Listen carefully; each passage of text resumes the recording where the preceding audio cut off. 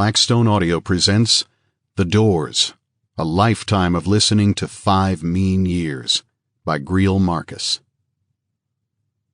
To Larry Miller.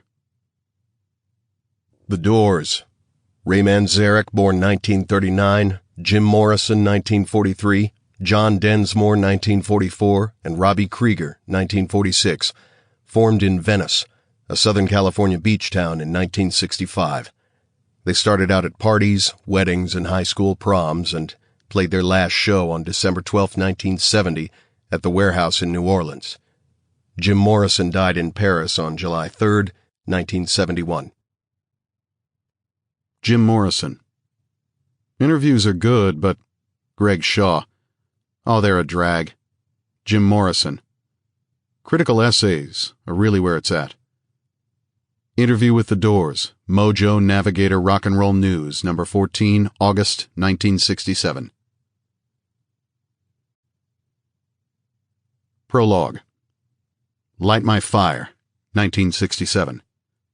By September 30th, 1967, when The Doors appeared at the Family Dog in Denver, an outpost of the Avalon Ballroom in San Francisco where the band had played often in the first months of the year, Light My Fire had already reached number 1 all over the country. In fact, it had stolen the year.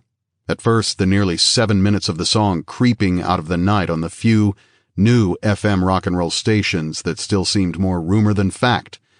Then, in a cut-down 3-minute version taking over AM Top 40 stations everywhere, sending their listeners into the record stores or in search of FM, if they could find it, to hear the whole song, or to the phones to demand that the AM disc jockeys play it all, which, soon enough, they did.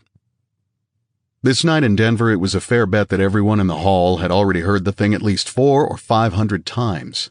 The Doors had already played it for more than a year, from the Nowhere London Fog Club off Sunset Strip in Los Angeles to the celebrated Whiskey A Go-Go on it and at every show after that.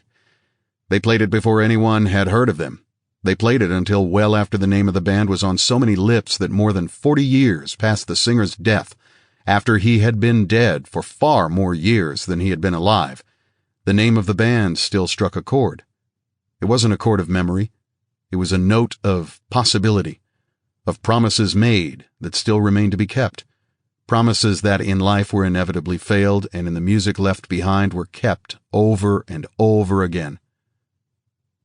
We really didn't see it coming, the new world of rabid individualism and the sanctity of profit, the British novelist Jenny Diskey wrote in 2009. But perhaps that is only to be expected. It's possible. Sample complete. Ready to continue?